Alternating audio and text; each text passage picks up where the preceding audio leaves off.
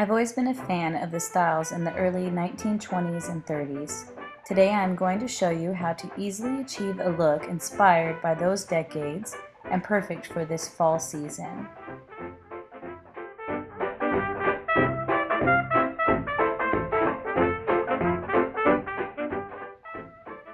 When starting out while your hair is still wet, apply a lightweight root lifting mousse to your new growth. You won't need much, I only used about half a palm's worth here. Comb through and find your parting. With this type of style, I like to go with a heavy part. So it might even go against what your natural parting is, but a lot of times it'll give it a little bit extra body as well. When blow drying, push everything back away from the hairline just to give it a little bit more of an extra body when it falls forward. You don't have to get too perfect with the blow dry. This isn't going to be a blowout, but you do want to try and at least get most ends curled under so that they will easily go into the curling iron.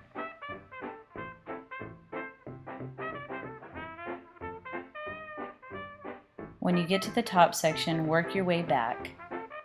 Using a metal round brush and around 1.5 to 1 1/4 inch brush, take small sections and blow dry straight up away from the head.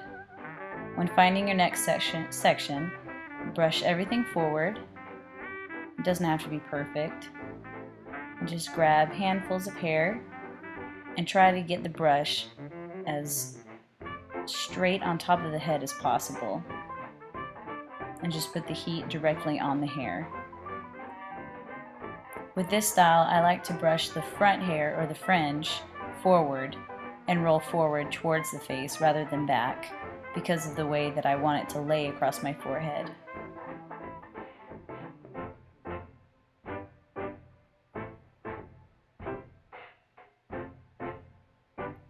Be sure and remember your parting and where you want it to lay whenever you are curling it.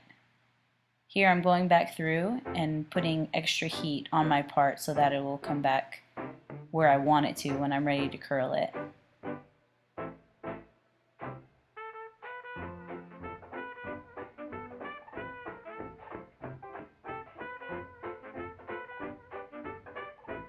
With a 1-inch curling iron, you want to take small sections of your hair, pinning up the top and working your way from the bottom up, and curl towards the front of your face.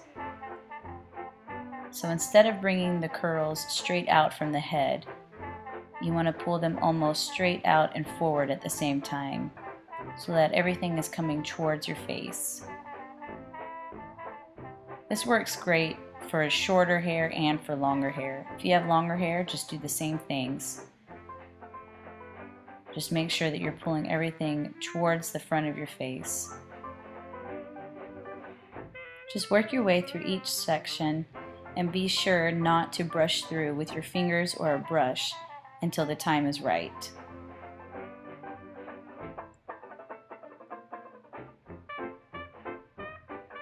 When working with the sides, you want to move your way towards the back.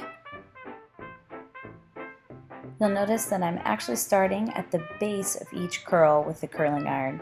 The reason why is because I want the majority of the heat to be on the top of the hair the longest. That will give me the strongest hold and the most body on top. With the top section, you don't have to hold the curling iron on the front areas for too long because you want them to sort of be a little softer of a wave once you brush them out. So it's not important to hold the heat on there for too long because you don't want too bouncy of a curl.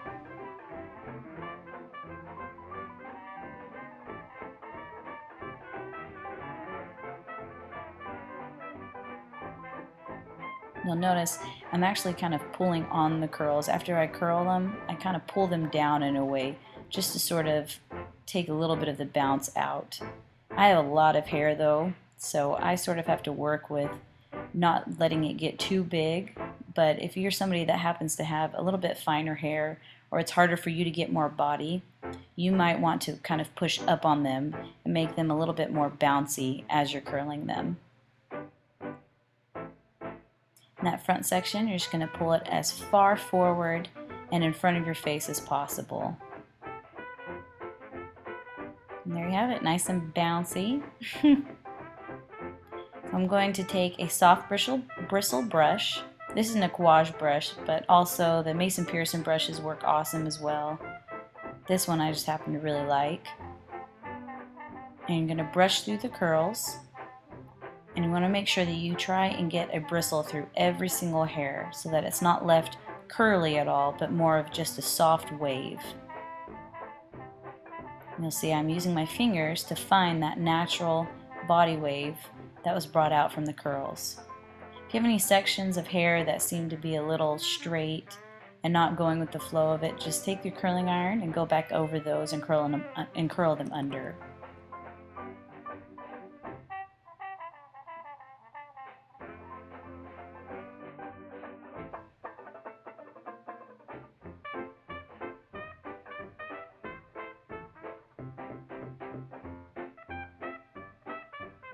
Take a lightweight hairspray and mist it right along the top of the hair and use your hands to sort of pat it down and keep all the hair together, almost like it's one big piece of hair all flowing together.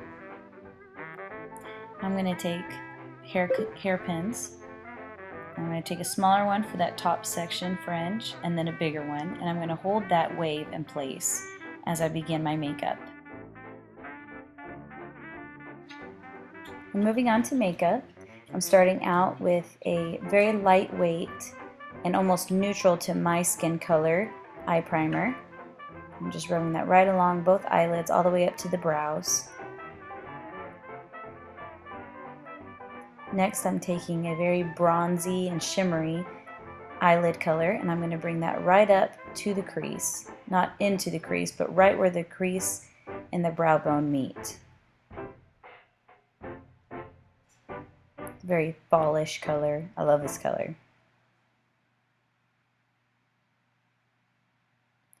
Next, I'm going to warm up that crease a little and use a matte shadow just to sort of get a little bit of a softer and deepening to the eye.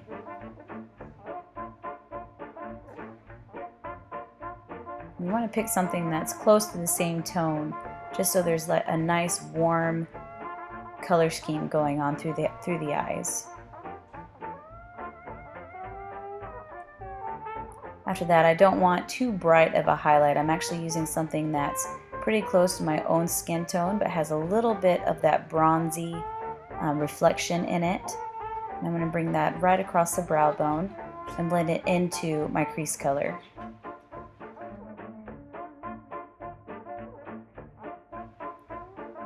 Next, sorry it's a little blurry here, but I'm going to take a black eyeliner, and it doesn't have to be perfect because we're actually going to smudge through with a shadow in just a minute.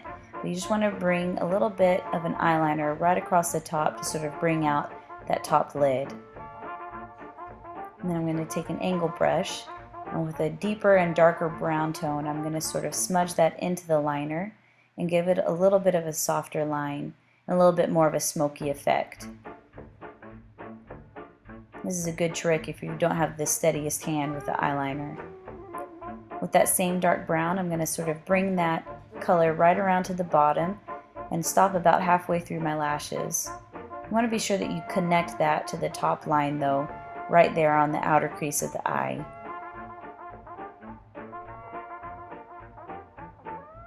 Now I'm going to use my mascara, and I always like to do 2 coats on the top. I like to go all the way through and brush all the way up from the base on the first application, and then on the second I usually like to brush backwards and just barely pull it through on the outer part of the lashes just to really bring them out.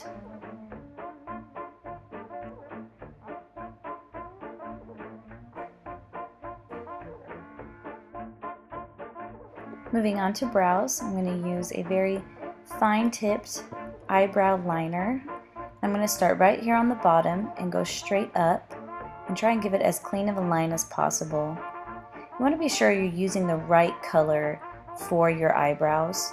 You don't want anything that's going to be too dark or harsh against your skin tone, but something that just sort of flatters it, and it might be about 1 to 1.5 shades lighter than your actual hair color itself.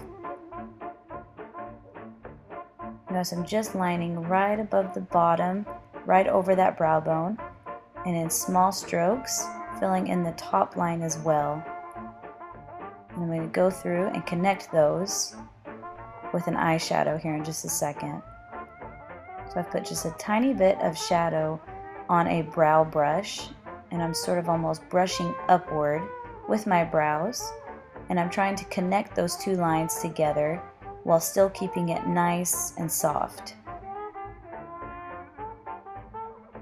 You'll notice I also didn't go all the way in the inside of my brows with that liner, because you almost want to sort of fan it through with the shadow and keep it really soft so it flatters the eyes.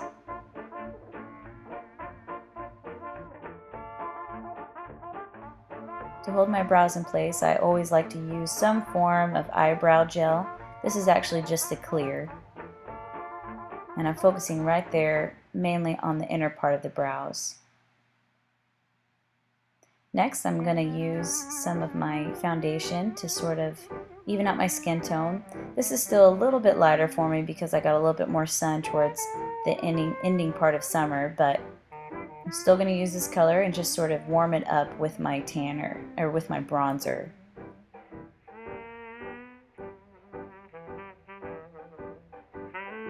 I'm just going to really work that into the skin. I went straight to my bronzer. Since my skin is a little dry at the moment, I didn't really necessarily need to use any powder. I just wanted to give myself a little bit extra color.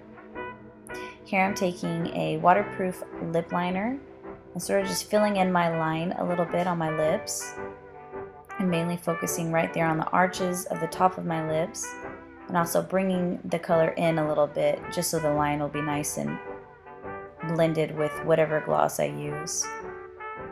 And here I'm using a cream sheen from MAC, and I love these. These are my favorite glosses from there. They're not sticky at all, and they wear really, really well.